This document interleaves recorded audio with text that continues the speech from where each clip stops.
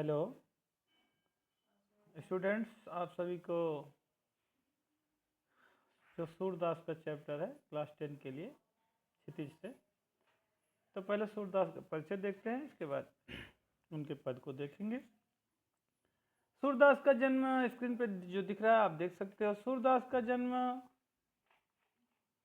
1878 में माना जाता है, 1478 में माना जाता है। एक मान्यता के अनुसार उनका जन्म मथुरा के निकट रुनकता या रेडका क्षेत्र में हुआ, जबकि दूसरी मान्यता के अनुसार उनका जन्म स्थान दिल्ली के पास सिही नामक स्थान पर माना जाता है। महाप्रभु वल्लभाचार्य के शिष्य हैं सूरदास, और सूरदास अष्टछाप के जो कवियों में सर्वाधिक प्रसिद्ध रहे। अष्टछाप के कवियों में सूरदास, वल्लभाचार्य, नाभादास, कुंभनदास आदि लोग थे। वे मथुरा और वृंदावन के बीच गऊ घाट में रहते थे। श्रीनाथ जी के मंदिर में भजन कीर्तन करते थे और सन 1583 में पारसौली में उनका निधन हुआ।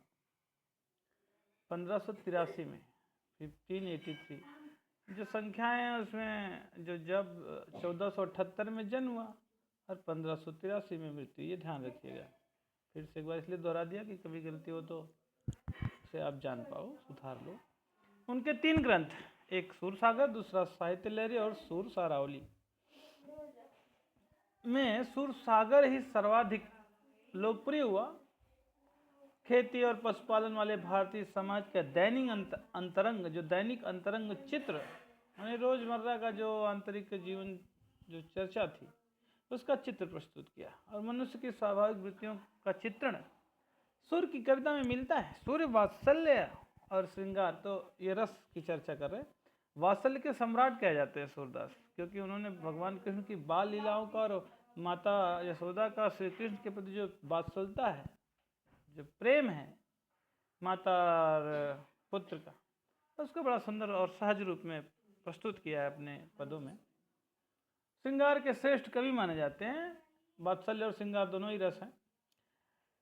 रस की चर्चा हमने आपको ऑनलाइन जूम ऐप से पढ़ाकर कक्षाओं में किया है, फिर से हम वीडियो बना देंगे कभी।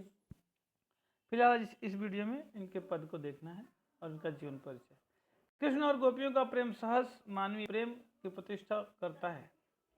सूर्य ने मानव प्रेम की गौरव गाथा के माध्यम से सामान्य मनुष्यों को हीनता बोझ से मुक्त करा दिया है। जो हीनता है प्रेम के प्रति, जो दयनीय विचार है, उनसे मुक्त मिला है और उनमें जीने की ललक यानी उत्साह पैदा कर दी। उनकी कविता में ब्रज भाषा का निखरा हुआ रूप है और वह चली आ रही लोकगीतों की परंपरा की ही श्रेष्ठ कड़ी है। आगे आप देख सकते हैं, ये प्रस्तावना है। सूरसागर के जो भ्रमर गीत से 4 पद लिए गए हैं, इस क्षितिज में संकलित हैं, उसी को आपको पढ़ना है, चारों पद। तो यहाँ सूरसागर के भ्रमर गीत इस अंश से 4 पद लिए गए हैं। और कृष्ण ने मथुरा जाने के बाद स्वयं न लौटकर उद्धव के जरिए, जबकि जब वो मथुरा जा रहे थे वृंदावन से, गोकुल से, तो वो कह के गए थे कि हम जल्दी ही वापस आ जाएंगे गोपियों से। इसलिए गोपियाँ उनको जाने दिया, नहीं तो जाने नहीं देती। वो कहती थी आप ना जाओ, फिर मैं जल्दी वापस आ जाऊँगा, इसलिए गए थे तय करके, वादा करके, और लौटे नहीं, बल्कि उद्धव के जरिए गोपियों के पास संदेश भेजा। वो संदेश कहता था योग विद्या का, ब्रह्म का। उद्धव ने निर्गुण ब्रह्म एवं योग का उपदेश देकर गोपियों की विरह वेदना को, विरह किससे थी? कृष्ण से जो बिछड़ना का दर्द था, विरह था, पीड़ा थी, वेदना मतलब पीड़ा, को शांत करने का प्रयास तो किया, लेकिन गोपियां ज्ञान मार्ग की बजाय प्रेम मार्ग को पसंद करती हैं। आपने पढ़ा, कई बार हम चर्चा करते हैं कि जो कबीरदास हैं वो ज्ञान मार्ग की बात करते हैं, निर्गुण निराकार ब्रह्म की उपासना करना ना, और जबकि सूरदास साक्षात और प्रेम मार्ग के अनुयायी रहे हैं और उनके साहित्य में दिखता है पद में। तो प्रेम मार्ग को पसंद कौन करती हैं? गोपियां। इसी कारण उन्हें उद्धव का शुष्क, यानी उसमें कोई सरल नहीं, सरसता नहीं, रस नहीं, वो संदेश पसंद नहीं आया। तभी वहां एक भौरा आ पहुंचा और यहीं से भ्रमर गीत का प्रारंभ हो जाता है। भौरा आ पहुंचता है और वो प्रसंग भ्रमर गीत का रख दिया जाता है। गोपियों ने भ्रमर के बहाने उद्धव पर व्यंग बाण छोड़ा, रुलाना दिया, तंज कसा, और पहले पद में गोपियों की शिकायत। और आपको पता है कि जो शब्द की 3 शक्तियाँ विधा, लक्षणा और व्यंजना, इसमें व्यंजना जो शक्ति है सबसे उत्तम मानी जाती है। और व्यंजन व्यंग के माध्यम से किसी पर कुछ कविता या साहित्य लिखा जाए तो बड़ा ही रोचक और रोमांचकारी होता है, अच्छा भी होता है, उत्तम काव्य कहा जाता है। तो ये व्यंग कर रही हैं गोपियाँ भ्रमर के बहाने से उद्धव पर, और वो शिकायत वाजिब भी है। वाजिब मतलब वास्तविक है कि यदि सही है। वाजिब मतलब कि भाई यदि उद्धव कभी स्नेह के धागे में बंधे होते, प्रेम के धागे में, तो विरह की वेदना का अनुभव अवश्य कर पाते। अनुभूत मतलब अनुभव। दूसरे पद में गोपियों की यह स्वीकारोक्ति कि उनके मन की अभिलाषाएं मन में रह गई। दूसरे पद में स्वीकार करती कि जो उनके मन में थी, कृष्ण आएंगे, उनके साथ प्रेम व्यवहार होगा, जो भी उनका मतलब उनकी इच्छाएं थी, क्रीड़ाएँ करेंगी, रासलीलाएँ करेंगी, वो सब उनके मन की इच्छाएं मन में रह गए। अपने आराध्य श्री कृष्ण जिनको वो एकमात्र अपना प्रेमी समझती थी, उनसे बहुत कुछ उनके मन की इच्छाएं रह गई अधूरी, वो दूसरे पद में है। और कृष्ण के प्रति उनके प्रेम की गहराई की अभिव्यक्ति करती हैं। तीसरे पद में वे उद्धव की योग साधना को कड़वी ककड़ी जैसा बताकर एक एकनिष्ठ प्रेम में दृढ़ विश्वास प्रकट करते हैं कि हमारे पास तो एक ही हृदय, वो भी हमारे कृष्ण कन्हैया के पास है। हम अब और कोई विद्या, कोई योग, कोई और हमारे हृदय में वो नहीं हो सकता। एक निष्ठ प्रेम किससे है? उसमें दृढ़ विश्वास प्रकट किया, वो श्री कृष्ण से। चौथे पद में उद्धव को ताना मारती हैं, तंज कसती हैं। क्या कहती है? कृष्ण ने अब राजनीति पढ़ ली है। अंत में गोपियों द्वारा उद्धव को राजधर्म यानी प्रजा का हित जो होता है याद दिलाए, क्योंकि राजा का काम क्या है? प्रजा का हित करना। और सूरदास की ये जो पंक्ति है ना, ये सूरदास की लोक धर्मिता को दर्शाता है। मतलब लोक व्यवहार में कितने निपुण थे सूरदास, इस बात को दर्शाता है। चलिए, ये पहला पद है ना? स्क्रीन पे आपको स्पष्ट दिख पा रहा होगा, दिख रहा है? उद्धव तुम हो अति बड़ भागी, अपरस रहत स्नेह तगाते, नाहिन मन अनुरागी। ब्रज भाषा में है, देखिए जहाँ पे अल्पविराम लगा वहाँ रुकना होता है। पुरैन पात रहत जल भीतर, तारस देहन दागी, जो जल माह तेल की गागरी, बूंदन ताक लागी। प्रीति नदी में पाउन बोरो, दृष्टि न रूप परागी, सूरदास अबला हम भोरी, गुरचाटी भोरी, गुरचाटी जो पागी। एक बार फिर से सुन लो। और कोई पद, कोई कविता जितना भाव से, क्योंकि भाव प्रधान रचना होती है कविता काव्य, तो भावपूर्ण ढंग से उसका वाचन करना चाहिए लय में, ताकि वो याद हो जाए और उसके अर्थ जो है स्वयं आपको आत्मसात हो जाए। उद्धव, देखो अल्पविराम लगा है। उद्धव, प्रोनाउंसिएशन भी अच्छा करना चाहिए। देखो बड़ा हुआ है, उद्धव तुम हो अति बड़ भागी, अपरस रहत स्नेह तगाते, नाहिन मन अनुरागी। पुरैन पात रहत जल भीतर, तारस देहन दागी, जो जल माह तेल की गागरी, बूंदन ताकों लागी। प्रीति नदी में पाउन बोरों, दृष्टि न रूप परागी, सूरदास अबला हम भोरी, गुरचाटी ज्यों पागी। कितना सुंदर वर्णन है। अपरस मतलब जो जिसको स्पर्श नहीं किया, छुआ नहीं है। अपरस रहत स्नेह तगाते, तगा मतलब धागा। उद्धव को तंज कर रहे हैं कि उद्धव तुम तो तुम हो अति बड़ भाग्य। हे उद्धव, आप बड़े भाग्यवान हो। जब किसी को अभागा बताना होता है तो व्यंजना शैली में क्या कहते हैं? तू तो बड़ा भाग्यशाली है यार, तू बड़ा विद्वान है। मूर्ख को, है ना, मूर्ख कहना है तो क्या बोलते हैं? व्यंग कहते हैं बहुत विद्वान हो। अब कोई बहुत दुर्बल कमजोर हो तो लोग कहते हैं बड़े पहलवान हो यार तुम, है? यही है तो व्यंग। अब उद्धव को भाग्यवान कहते हुए वो उन पर तंज कस रहे हैं, व्यंग कर रहे हैं कि उद्धव तुम तो बड़े भाग्यवान हो, उद्धव तुम हो अति बड़ भागी। और आगे क्या कहा कि अपरस रत स्नेह तगा तैं, आप तो तैं मतलब आप, तगा मतलब धागे से, किसके धागे से? स्नेह के धागे से। तगा का विशेषण है स्नेह रूपी धागे से। स्नेह के धागे से रहते हैं कैसे? अपरस यानी स्नेह रूपी जो धागा है उससे बंधे नहीं हो, उससे वो उससे आप अछूते हो प्रेम रूपी धागे से। और ना ही न मन अनुरागी, और ना तो आपके मन में उनके प्रति किसी के प्रति अनुराग है। गोपियों का भाव कृष्ण से है क्योंकि वो तो कृष्णमय हो चुकी हैं।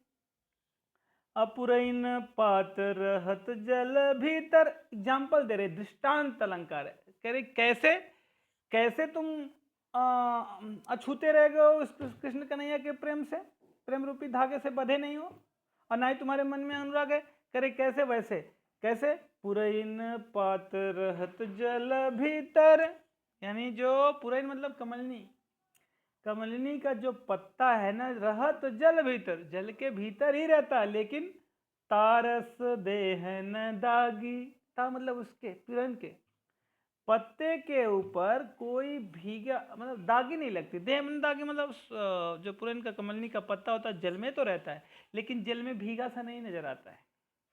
उस पर जल की बूंदे ऐसे गोल गोल होकर ढुरक जाती हैं और लगता है वो सूखा सूखा है। जल में रहते हुए भी कमल का पत्ता, कमलनी का पत्ता आप देखेंगे जाके कभी, तो वो जल में डाल के निकाल लो, फिर लगेगा इसमें पानी लगा ही नहीं एक बूंद भी। उसी को एग्जाम्पल कहा कि पुरैन पात रहत जल भीतर तारस देहन दागी। और फिर एक दृष्टांत दिया, ज्यों जल माह तेल की गागरी, यहाँ ज्यों उत्प्रेक्षा अलंकार है, जन जानो मन मानो ज्यों ऐसा प्रयोग हो।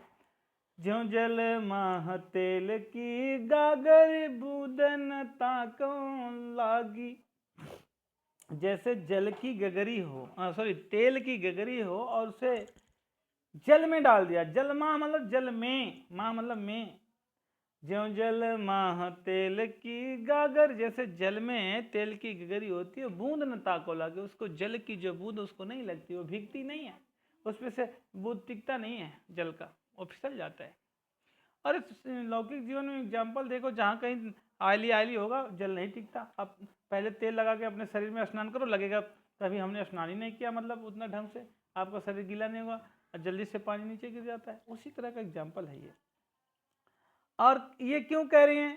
क्योंकि भैया तुम तो उस जो प्रेम रूपी नदी है, कृष्ण कन्हैया है, प्रेम का जो सागर है, उसी में रहते हो, उसी के पास रहते हो, और फिर भी तुम उसी पुरैन के पत्ते के समान हो। जिस तरह कमलनी का पत्ता जल में तो रहता है, लेकिन जल से उसका कोई संपर्क नहीं, वो भीगता नहीं उसके प्रेम से, ओतप्रोत नहीं होता।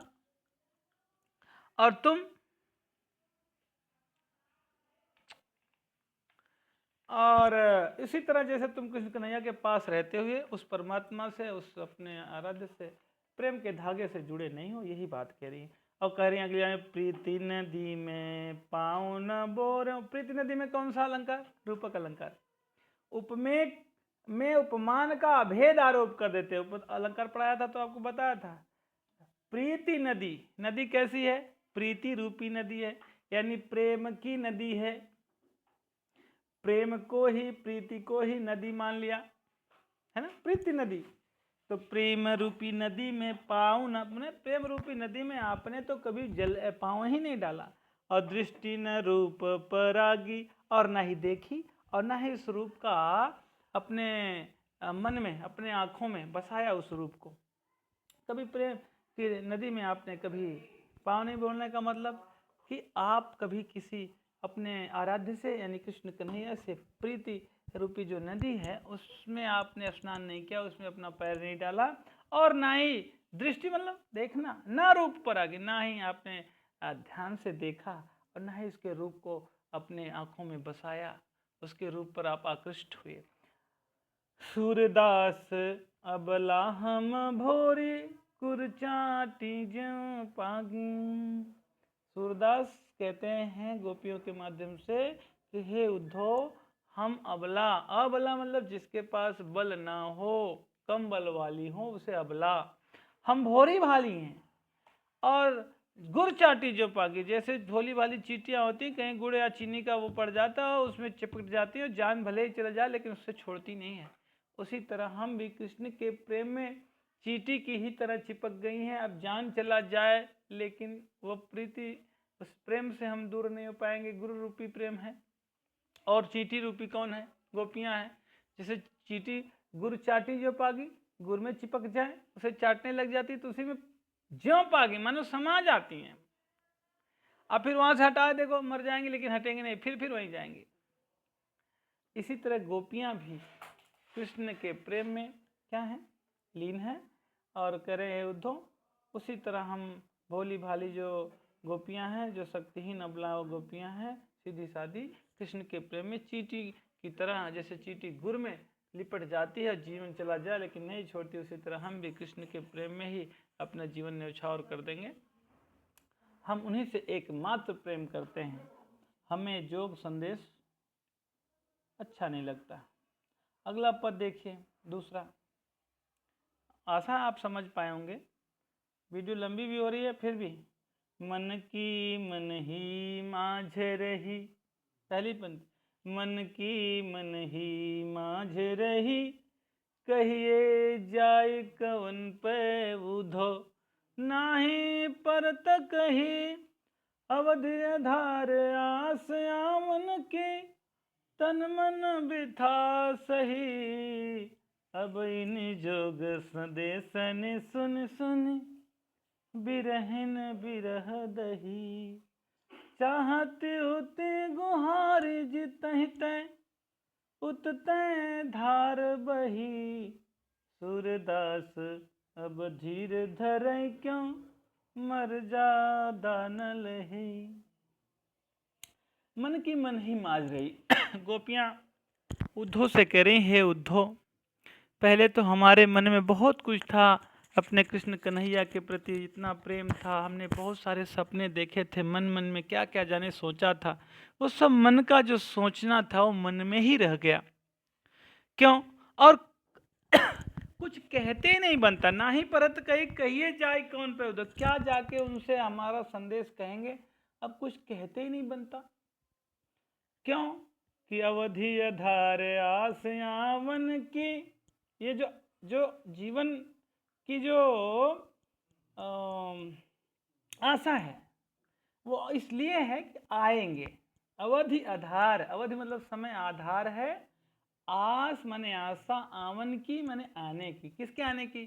कृष्ण कन्हैया के आने की जो अवधि है वो जीवन का आधार बनी है। किसी आधार पर कि वो कभी आएंगे, इसी उम्मीद में तन मन बिथा सही। ये जो हम लोगों का तन और मन है ये पीड़ा को सह रहा है। बिथा मतलब व्यथा को, पीड़ा को। और नहीं तो ये आशा ना होती कि वो कृष्ण कन्हैया नहीं आएगा तो फिर तो शायद ये तन मन को छोड़ चुका होता। यहाँ देखो कितना सुंदर का, अवधि आधार। आधार क्या है? आधार क्या है? आस आवन की, आने की जो आशा है, उम्मीद है, वो जो अवधि है, समय है, वो जीवन के लिए एक आस है। और इसी उम्मीद में ये तन और मन पीड़ा सह रहा कि कभी कन्हैया हमारा आएगा और फिर से हम उनके संग प्रेम से बातें करेंगे, उसके मधुर बंसी की धुन सुन पाएंगे। और अब वो सब मन का मन में ही रह गया। अब इन जोग संदेशन सुन सुन, बिरहिन बिरह दही। अब ये जो योग का संदेश आप सुना रहे हो ना, इसे सुन सुन करके हम लोग जो गोपी बिरहिनी हैं उनकी बिरह और दही मतलब जल उठी है, धधक उठी है। चाहते होते गुहारी जितैते, जिधर हम लोग कन्हैया कन्हैया गुहार मतलब पुकार रहे हैं, जिधर उनको बुला रहे हैं, अपने कृष्ण को, अपने प्रियतम को, औतते धार बही, उधर आप योग की निर्गुण धारा की, योग विद्या की धारा बहा रहे हो कि ऐसे कृष्ण, ऐसे ईश्वर मिलेंगे, ब्रह्म ऐसा है, निराकार है, योग करो ना, ऐसी धारा बहा रहे हो योग की। और सूरदास करें गोपियों के माध्यम से, सूरदास अब धीर धरे क्यों। अब तो धैर्य ही धारण नहीं किया जाता है। कैसे धैर्य धारण किया जाए? क्यों? क्यों कहा कि मर्यादा न लही, यानी उस कृष्ण कन्हैया ने मर्यादा नहीं निभाई है। कह के गए थे कि हम आ जाएंगे थोड़े ही दिनों में, लेकिन वो वादा नहीं निभाए, मर्यादा नहीं। मर्यादा क्या मतलब? भाई वादा किया आपने कि हम आएंगे तो आइए, ये मर्यादा है, ये लोकाचार है।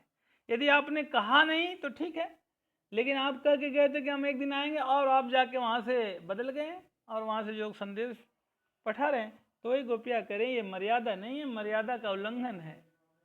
वादा किया, वादा नहीं निभाया।